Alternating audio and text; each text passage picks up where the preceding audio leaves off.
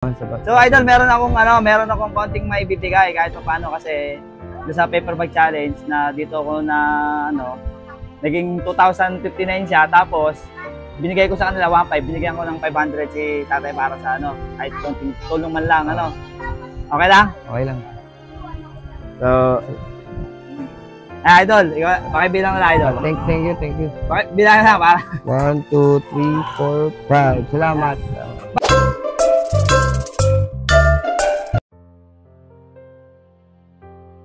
Kamusta mga idol? Welcome back sa ating vlog. So ngayon, pupunta tayo sa bahay ni Sir Arnel Carunungan para kuhanin ang ibibigay niyang 1K para kay Tatay Dante dahil napanood niya ang ating video tungkol kay Tatay Eduardo Fernandez, kung saan ibinigay ko kay Tatay Eduardo ay 1,500 at kay Tatay Dante ay 500. Kaya ngayon, magbibigay si Sir Arnel ng 1,000 para kay Tatay Dante. At ito ang part 2 ng tulong para kay Tatay Dante.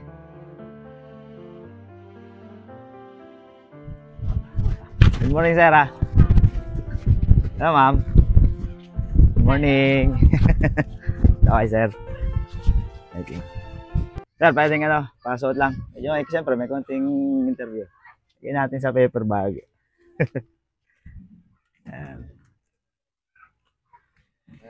Napanood ko yung Sir, hindi pala nakabukas. Sabi ko, para naman, hati yung dalawa. Followers mo na kami dalawa mag-asawa . Thank you, sir, Lagi na pinapanood yung Sir, excuse me.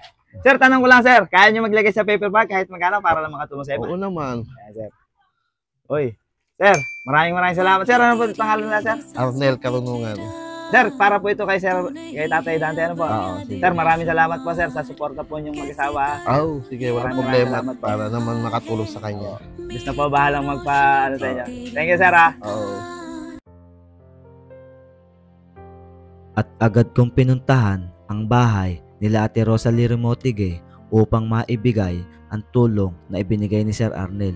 Ngunit hindi natin siya naabutan dahil nasa trabaho, kaya't sa kanyang asawa na anak ni Tatay Dante ulit natin ibibigay.